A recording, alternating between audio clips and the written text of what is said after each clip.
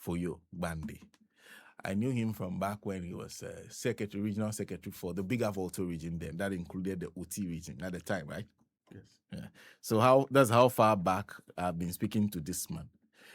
Now, he is Deputy General Secretary of the National Democratic Congress. People say him at the Jubilee House nowadays and wonder, what is your position at the Jubilee House? Because I realize you and I've seen this in between you and Kevin Taylor. Yeah. When you came out to talk to the protesters who were doing the protest over Galamsey. So what is your position at the Jubilee House now?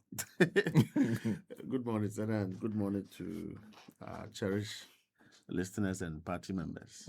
Where is Nancy, though? Oh, she's around. You see her soon. Nancy's she's left me. She's got some other boyfriends now, so she's left me. On a more serious note, I'm pleased to be here this morning. Yes. And your question goes, what position?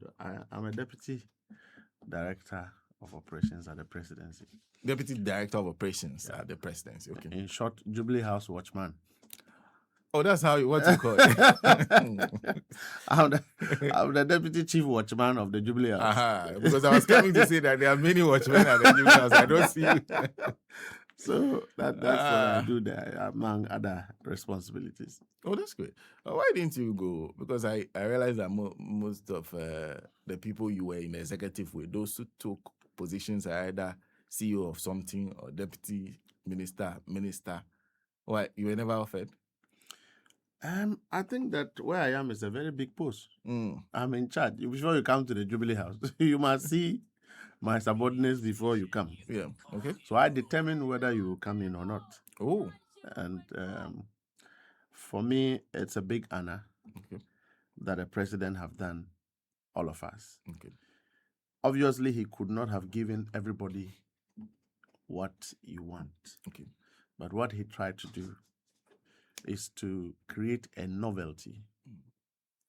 In 2016, President Mahama empowered the largest number of young people in our political dispensation. Okay. And so at a point when we lost, he was being blamed for it, that the young men were the ones misbehaving within government. This time, it's not just young men, but also party executives. Young people, party executives, are and in fact, I must say that on the record, all the appointees, most who are doing and delivering well, are party executives. Okay. Because if you don't know the system, how the system was built, how we won the election, you obviously not know how to go about things. There are positions that are for technical people. There are positions that are for leadership in terms of people who can lead, not just party. And there are positions that are for intellectual. If you don't have the intellectual capacity, you can't do it. Okay. Carefully, President have been able to share positions in that order. Okay. And trust me, majority of the people, the appointees who are performing in terms of expectation, if you're having to rate all the appointees now, are those mostly who have party background. And so he could not have given me anything more than where I am now. Because to guard the president, to protect the presidency, you need somebody of authority and gravitas. Okay. And if you have worked with me well, you may not like me for that, but that is my skill. That is what I can do. Where I have to toe a line, everybody will have to toe that line. It has to come authoritatively and with force. Okay. And so he knew everybody. He knew everyone's quality. And so I wasn't surprised that he kept me at the Jubilee House. And for me, it's the greatest honor that I wake up every morning, I go to the office, and I can see the president any day, anytime. It gives me the leverage to deal with party issues, to put party agenda. Party people who want to come to the Jubilee House, they have their own deputy general secretary representing the party there. It's a novelty. It hasn't happened before. The minister is big.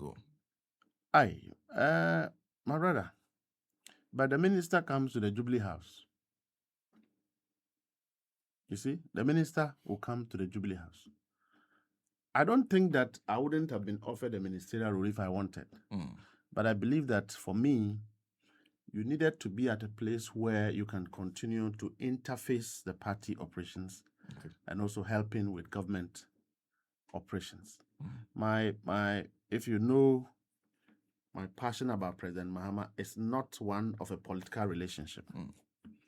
It's one of family, it's one of a father and son.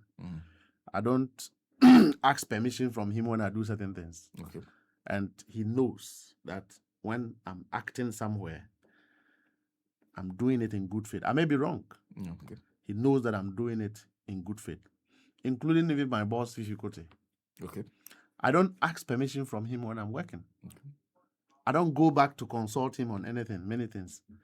I just go ahead and do it. Because from the day one, he knew my capacity. He knew what I could do. He knew what I could not do. And he knows that I'm not corrupt. He knows that, for me, if you hear that Mustapha is stealing something, they may want to find out properly why I'm stealing. Even though I would have been stealing it, they may want to find out. And so being at the Jubilee House, for me, gives me the opportunity to be sure that my president is safe and the presidency is well protected. Ministerial appointments, other people who occupy the place, I believe that are ones that should be there. All we need to do is to work together to ensure that, you see, I've always repeatedly said, what won us election were unconventional political methods. Unconventional political methods. That's and, what won. And it's not everybody that knew what it was. We didn't do the usual politics that we all know. We didn't do the usual operation that people know. You see, so if you don't rely on the people who are at the forefront of the struggle, you may have contributed in a small way or in a big way, but you were not at the forefront of coordinating affairs. If you fail to consult, to rely on persons who were there for data, for information, for guidance, what we said where, what we didn't say where, what agreement did we have at certain places. So if you're an appointee, a minister, and you don't rely on people who were on the ground, you fail. You will not just fail on your responsibilities. You fail because you may be acting opposite from what the people expect. It doesn't mean you are incompetent, but it just means that you are not working as a team player. And so that is what we must all do. So there's clarity on, from the work you did, what the Ghanaian expects from you. Look, when you go to every region, you can think that the regional executive, the constituent executives there, they look ugly, they look wretched, they are not educated, but they are better than you holding the masters and calling yourself a minister. Better at what? They understand what is on the ground than you. So if you don't come to the level to think with them and to solicit guidance, you will fail. Because they know what we told the people. They know what was discussed. They know what affects a community. There's a community that may have 500 votes. All they want to see is that you have drilled a borehole for them and they are happy. So if you go and do a road in that community, you have not done what the people want. You will have political challenges. There are places we went, and all the people say is that we want a clinic, a chip compound. That is all they need. That was what they asked. That is all they need. There may be 1,000 voters. All they need is a chip compound. So if you don't listen to the party to go and build common chip compound there, you can go and build a bridge. You can go and build a school. You haven't done what the people want. But are they aware of this? Because I know you do orientations whenever. You ought to know. The government didn't come from space. People led the party to create the government. and you have been appointed, you don't undermine the people you have come to meet. You don't undermine the structures. And you see, Senator, the thing where appointees will misbehave and take party to opposition, then when they leave, they disappear. And party executives bear the brunt of the people will not happen in this government today. It won't happen tomorrow. In that situation, what would you take it from me, and I mean it. You see, in the last 9 months, all our focus have been was to support the leader of the party, who is today the president. First and foremost, to outdoor his intentions, outdoor his vision. Clearly, you and I know, and every single Ghanaian know that President Mahama aims well. He means well for everyone. He wants to see the stability of this country. He wants to see the progress of this country. Yes, he cannot do it all. He has called other people to come and help. There were people who were in their offices working when others were in the field. So if today, by the magnanimity of that man called President Mahama, you are appointed, you have to pipe down and show courtesy and respect to the structures that brought you. That will not be compromised on. So you will not allow them to fail?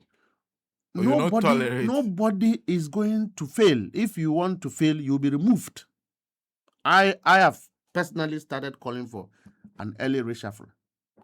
And I think that President Mahama should bring another novelty. Look, he is going out as a legacy president. He should reshuffle even CEOs. Change CEOs? Not change them, reshuffle from one them. Position to another. Okay. He's done it before to regional ministers, and it worked. President Mahama must succeed.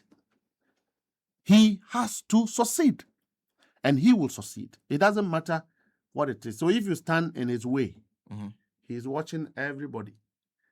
And I dare say, if tomorrow the president finds out that I'm not doing my work well, he has no business keeping me at the Jubilee House, occupying space. For what? So you don't, it doesn't matter to you if you are the one who's affected? No.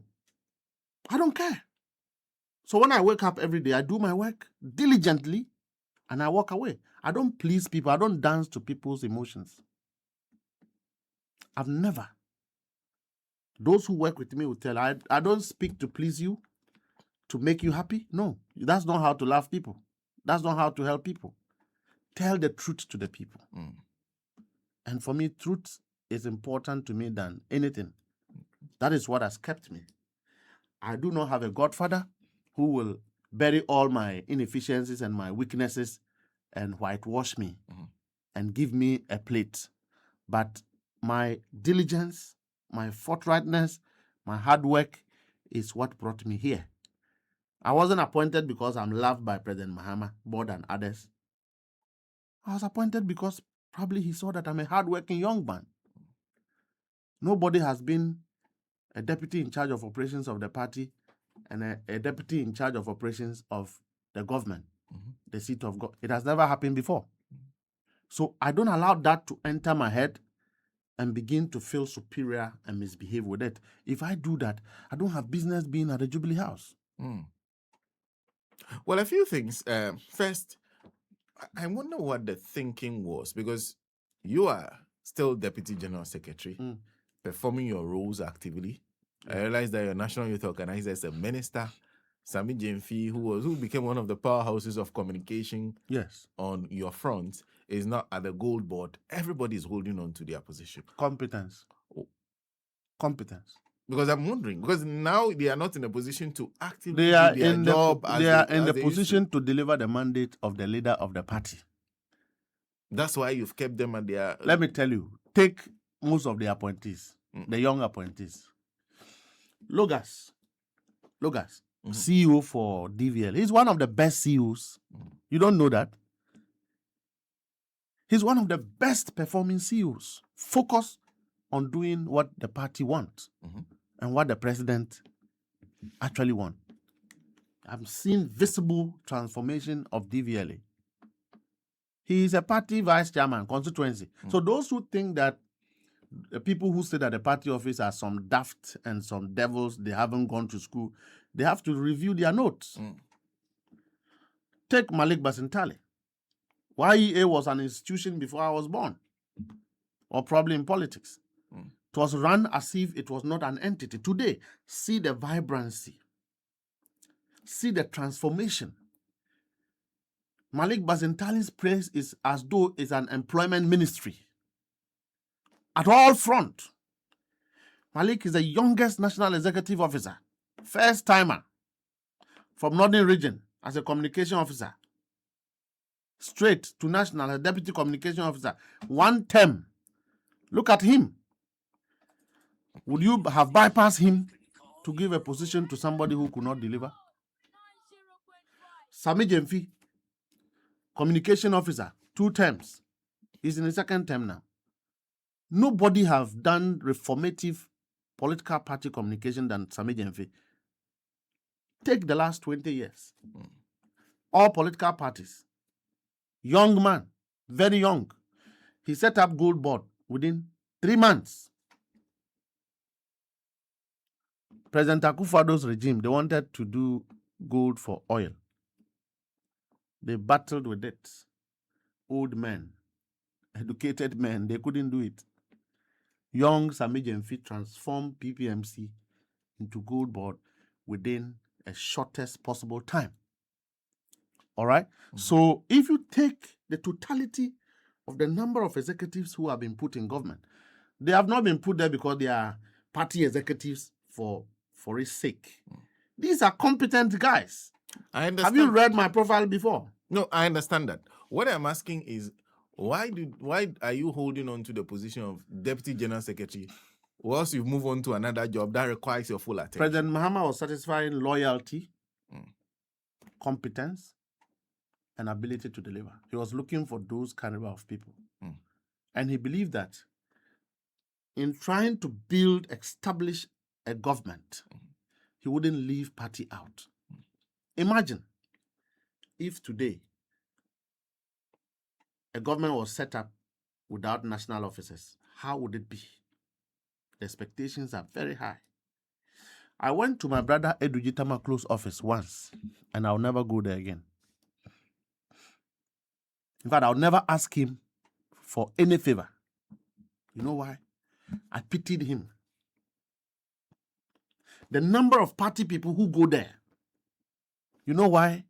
Because Eduji Tamaklo was in the trenches. He's the director of legal of the NDC. Yeah. The party people can relate with him and they know him. So if you go to Eduji, you know that you are going to what? A party man. He's still the director of legal. Okay. If a party man has a case, quite apart from the fact that his salary at MPA, he can take some of it and help party people. He will also give an instruction to any party man who have a problem for the Directorate of Legal to deal with it. Okay. We are going. I went to Honorable Arun Edrusu's office once, and I'll never go there again. The man was walking and dealing with party people. He's coming on the staircase and he's dealing with party people. He will take money and he's sharing. He doesn't look at anybody's face and he goes away. All right? So the ideal was to decentralize opportunities through the party structure. This is the first time that a constituency vice chairman can rise to become a CEO. Yaira Koku is the constituency secretary. He's a CEO, right? This is the first time regional secretaries have been made regional ministers. It has never happened in the history of our country. So when you are going to your regional minister and you are a party person, you are going to your own regional secretary who you have worked with. He knows your story. It's one thing knowing the people, in another thing having the resources to give out. So even if he's not able to give you what you want, he's a party man, you are a party man, he identifies you, he will console you. All right?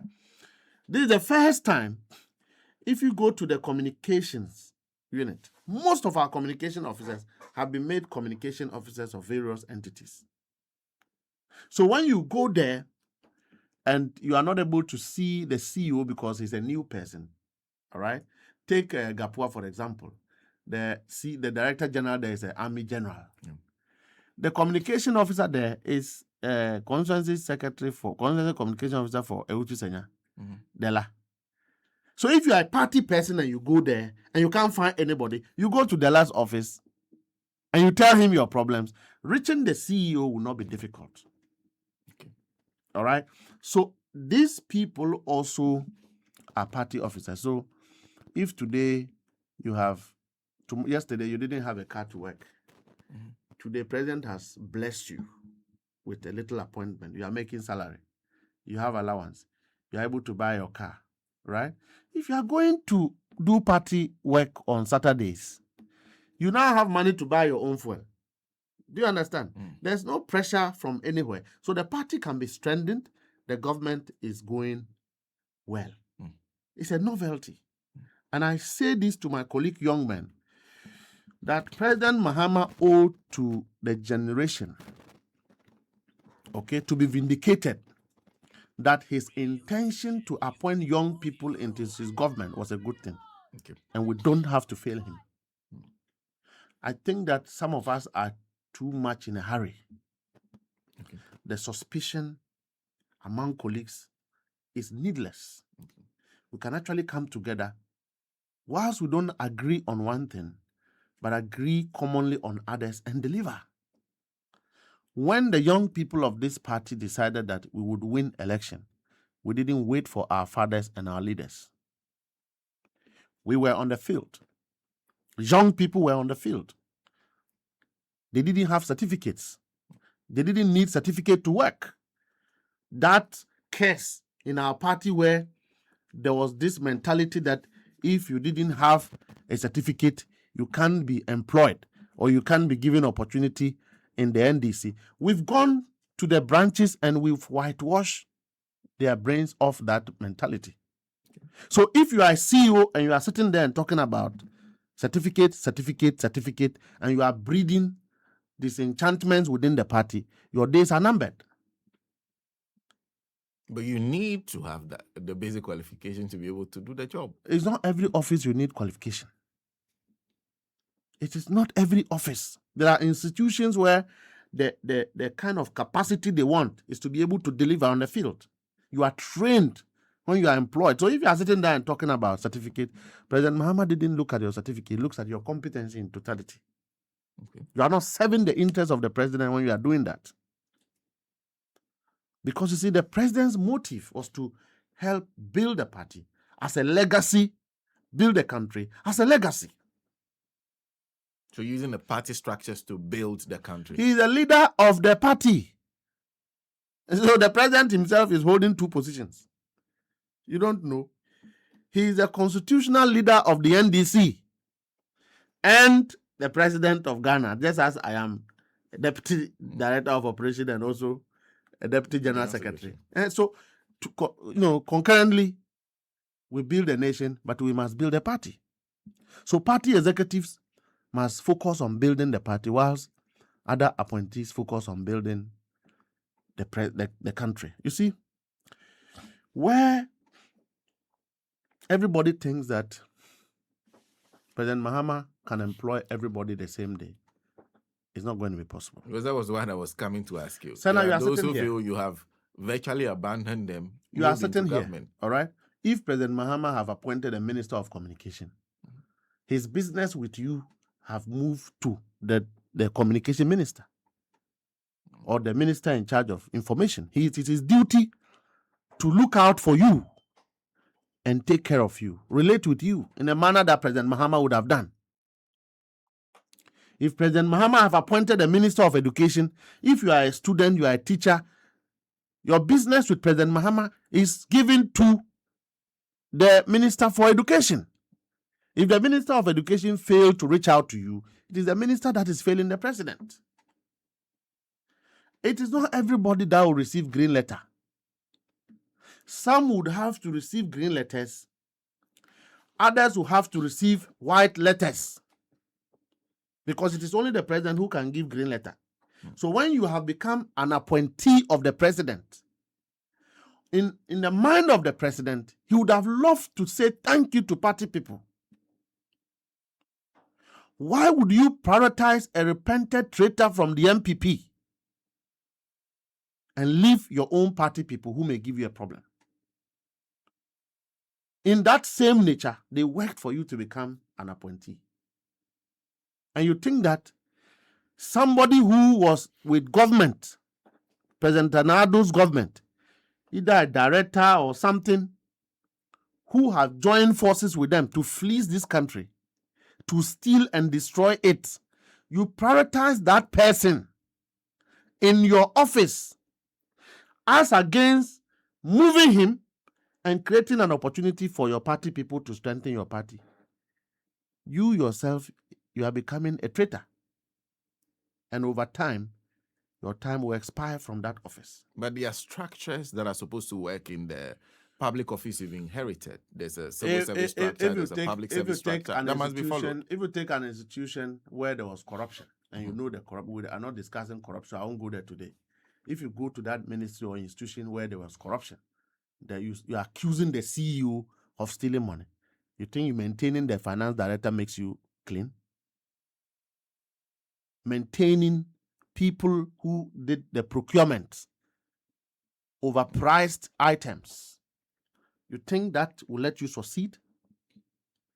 I am not being a party extremist, but it's common sense that you should know that most of these people knew that MPP was losing, so they began to make friends, began to shift camp. You eat with the devil with a long spoon.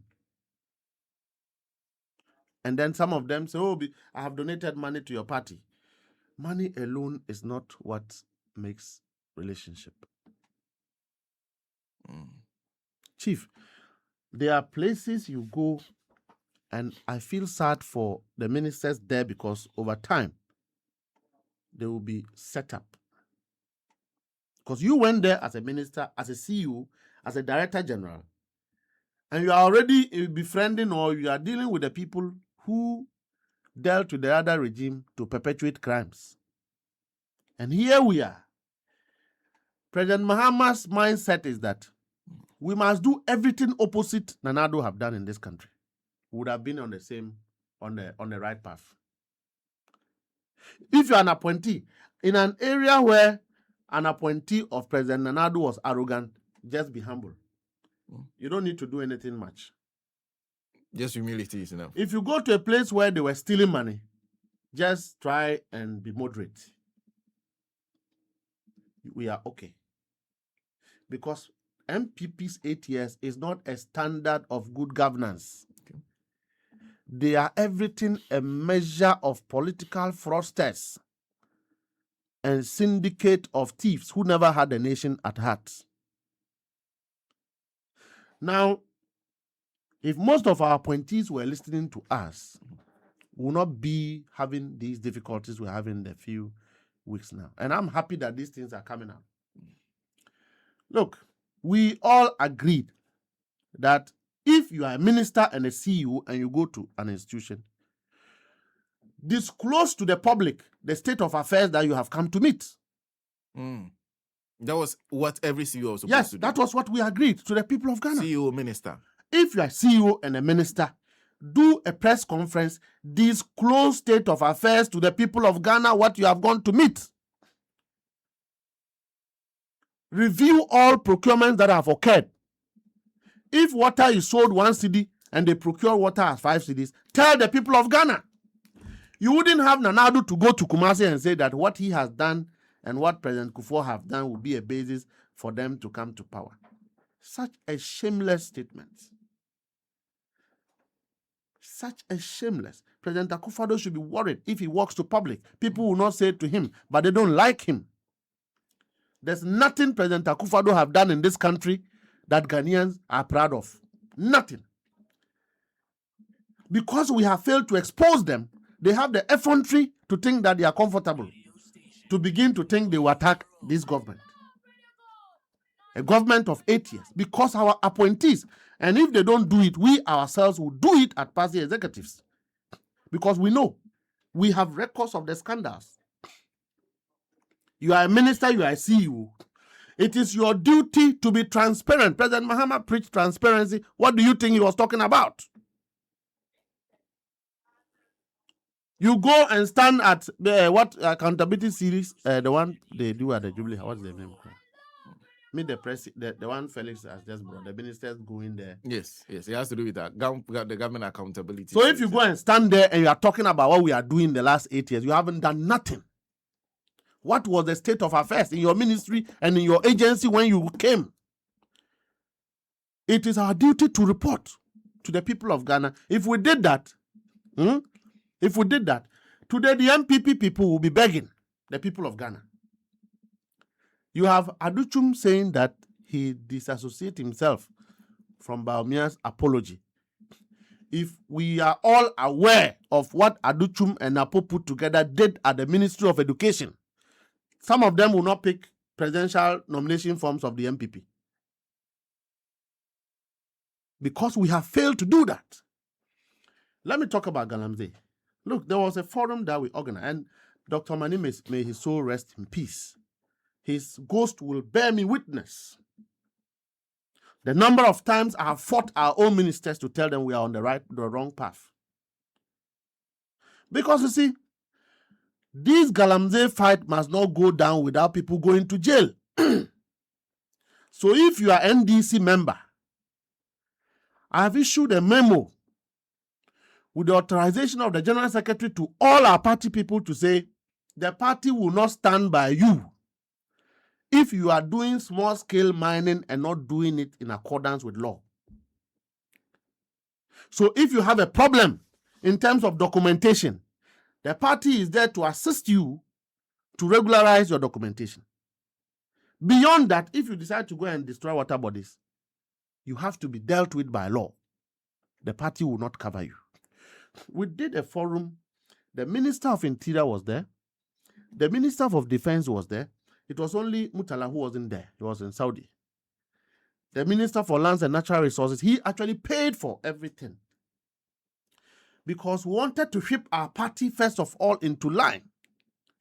We brought regional secretaries, regional ministers, regional organizers, regional chairmen to Accra. In fact, I had to even force my boss and national chairman. They were vetting DCs. They had to put that assignment on hold.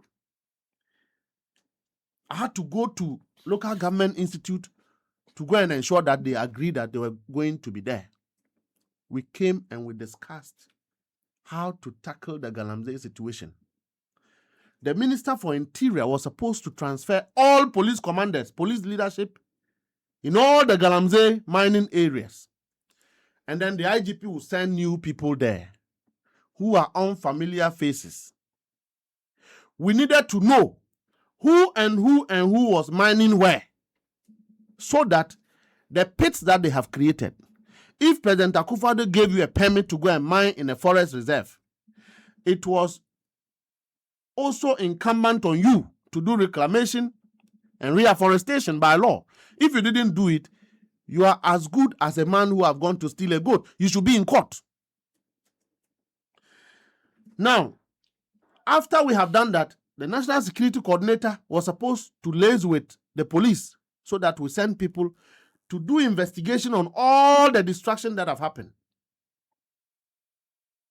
The Attorney General was supposed to liaise with the Chief Justice to set up a court on illegal mining. So that if you have done illegal mining and you are caught, you are brought to court, either the court gives you some time to go and do reclamation and come back, or will confiscate your properties and use that to repair what you have destroyed. We had all these conversations. So there was clarity as to what as to what we needed to do. Okay. Nobody should go and burden the president. The president gave us strong instructions. One, no government appointee was supposed to get involved in mining. If you were caught, you'll be sacked. Two, water bodies and forest reserves was a no-go area. The Ministry of Lands and Minerals Commission, don't we have records of the over 2,151 mining leases that were issued by the MPP? Don't we have it? Don't we have the maps? Can't we take the maps, go there and check when you were given a permit to work, whether in the water bodies, in the mining area, forest reserve, In fact, those working in the water bodies will not have any permits. They won't have any documentation. So they are like armed robbers. And they are to be dealt with without mercy. So Dr. Manibuama and the Ministry of Defense, that was where the popular term surgical operations happened. He was supposed to go there with the military and ensure that if you were there, in the military way, you were dealt with. You were, let me borrow Eduji's word, an environmental terrorist. And terrorists are not dealt with by the police. They are dealt with by the military. Beyond the water bodies, people who have mined in the forest reserves were given some mining lease. So you arrest the directors of that company. People who are given small-scale mining to go and mine. In fact, in compliance with EPA, if they go there and you haven't reclaimed, what they do is to suspend your licenses, you go and reclaim, do afforestation. If you haven't done it, you have committed a crime. This guy called, the guy who contested Grace, Escado Cantain. What is his name? The one who was in charge of... Yes, I do remember him. He was Deputy Minister for Lands and Natural Resources. No, he was a regional secretary of Western Regional. So. Okay, Charles Bisu. Charles Bisu sat on radio yesterday. I was watching him and saying that he's the master architect of illegal mining. Yes, he said he has the solution. This guy should be in jail by now without apology. Charles Bisu should have been arrested. For what? Charles Bisu was given a responsibility to be in charge of illegal small-scale mining, right? Yes. Right? Yes. Where are those excavators that got missing? That were seized? Charles Bisu was on video receiving bribes as far as illegal mining is concerned. So these people are working, and we are inflicting unnecessary wounds on ourselves as a party and government. What do you need to arrest them? What exactly do we need to arrest them? You see, it hurts me because this is a president who from December 7th have not rested. President Mahama have been traveling throughout. Sometimes I find it difficult to even look at his face. This is a man who is still grieving. If you know Murtala very well, Murtala is one of the favorites of President Mahama. You know that. He is a very calm man, but he likes the radicals like us. He likes us from a distance.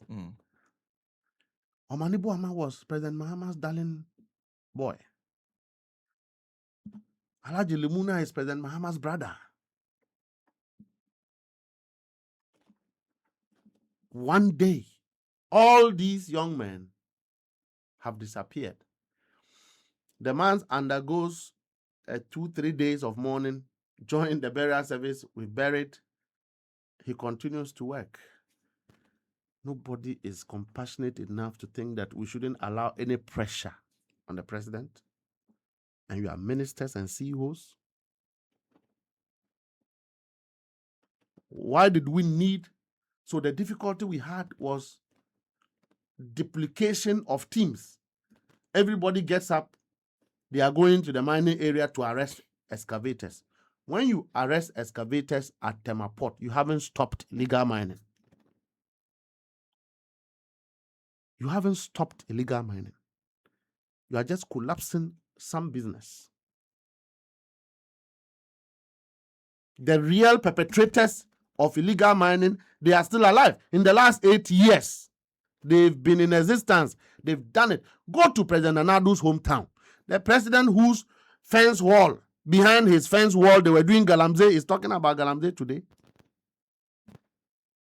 Just last week, when I was going from Akwatia, we went to Kumasi to do some operation and came back. On President Akufo-Addo's village, they were still doing Galamsey. They are called the DC.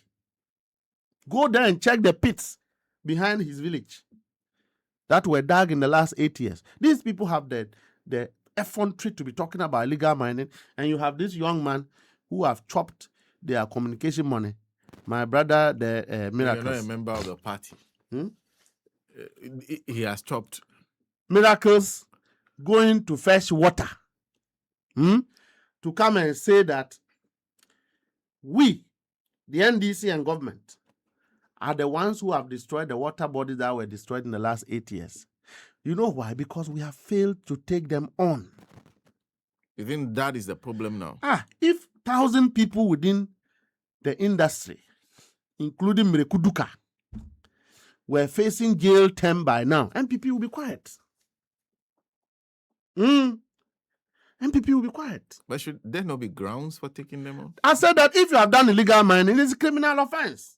That Galamsey is not in our law books. It is called illegal mining. To me, has not been sent to court as we speak. That is why you saw the young men demonstrating yesterday.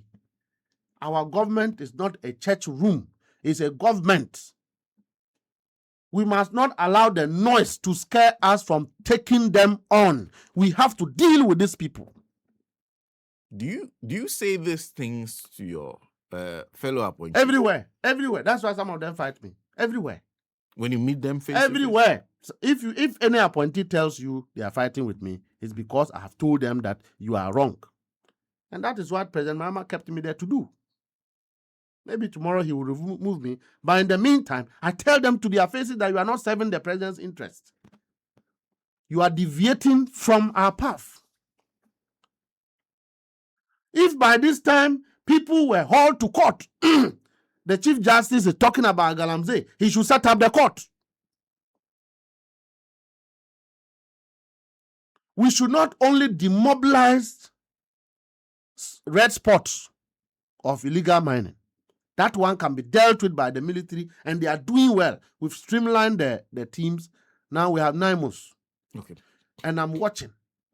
Anybody who goes behind NIMOS to do any operation, if you are an appointee, will get President Mahama to sack you. We'll plead with him to sack you. NIMOS must be given the support to work. Beyond that, the National Security Coordinator and the IGP must get to work. We must investigate and arrest everyone who have mined in the forest reserve without reclamation. Investigate and arrest everyone. Everyone, whether you are NDC or you are MPP, you take it to court. It is not General Secretary who is dealing with you, it's the court. Go and tell the court that Ghana belongs to you, so you can take excavator, go to a forest reserve, destroy the forest, remove the gold, and leave the pits. Okay? Deporting Chinese is not a solution to dealing with the destruction. Deporting foreigners is not jail them here. Jail them here, confiscate their properties, value the damage they have caused, and send it to their embassy.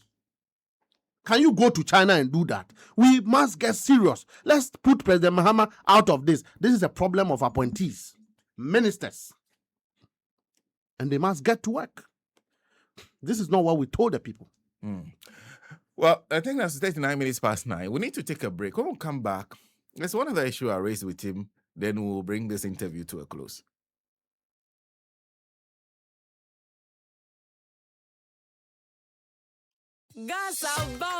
Gasaba. Smoke from firewood and charcoal is harmful and as damaging to our lungs as cigarettes. It can cause heart diseases, leading to stroke, and may even affect our eyesight in the long run.